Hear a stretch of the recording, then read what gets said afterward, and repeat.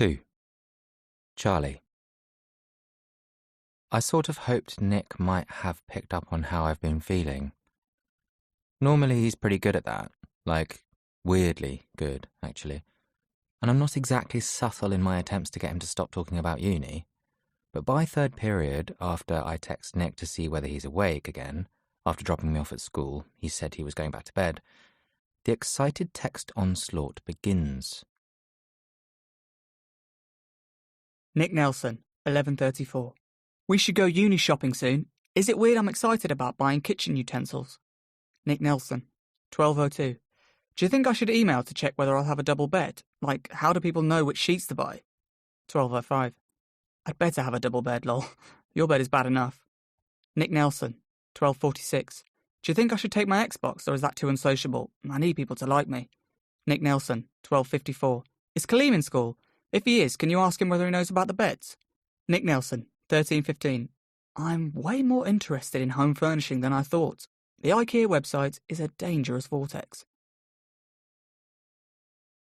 I reply to all his messages and really try to be enthusiastic, but I can tell my texts sound a bit flat.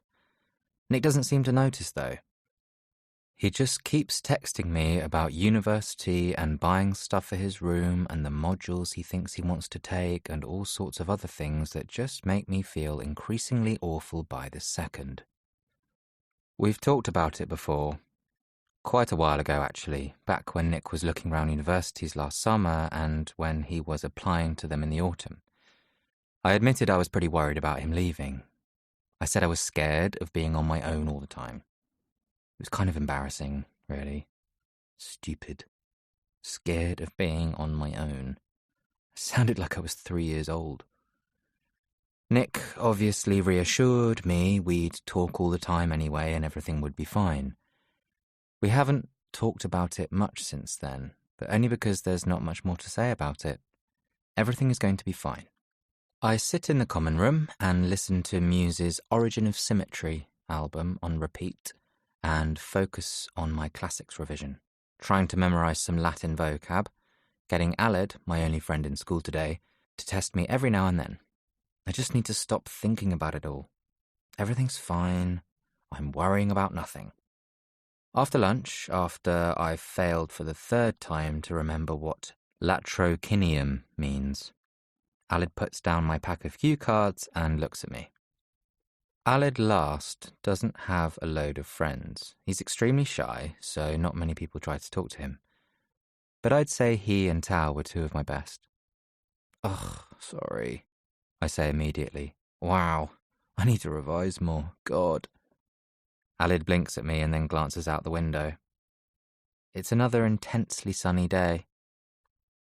I probably should have just stayed in bed with Nick this morning. Maybe we should stop revising now, he says in his tiny voice. He chuckles and looks down at his own revision, more colourful math cue cards. Not that I've been doing much anyway. Haha, yeah, same. You okay though? He asks. I feel like you've been really down today. I pause, a little taken aback. Oh, yeah. No, I'm fine. Yeah?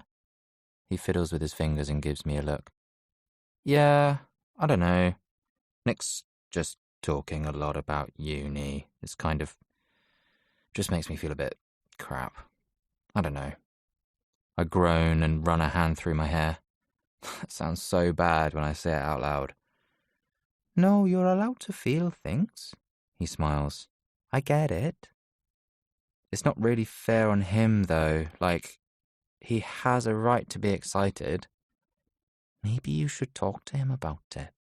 You've already talked about long distance and stuff, right? Yeah, we've talked about it. I just don't think he realizes how much it's... I don't really know how to finish my sentence. It'll make him feel so bad, though. I shake my head. I don't want him to stop being excited about it. Well... Aled struggles to find something to say. He looks down at his desk and fiddles with his cue cards. I don't think you got anything to be worried about. I mean, you know, you're You're Nick and Charlie. You're not gonna break up. I don't think. I mean, even Elle and Tao aren't breaking up, and you know what they're like. Tao's been going out with Elle Argent, a girl from Nick's year, for almost the same amount of time Nick and I have been going out.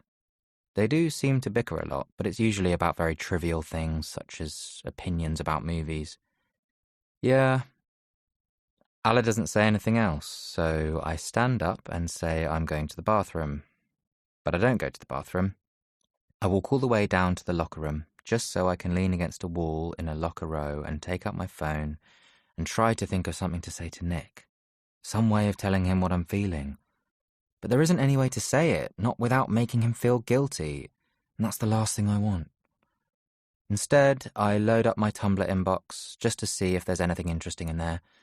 But there are only a few new messages asking whether I've thought properly about how long distance works, about whether it's really worth the pain, about whether Nick's really not going to meet anyone else at university while I'm not with him all the time. I don't mean to let this stuff get to me, but it still does. I even feel myself start to well up a bit. So I exit the Tumblr app and delete it from my phone. We're fine. Why am I getting upset about this now?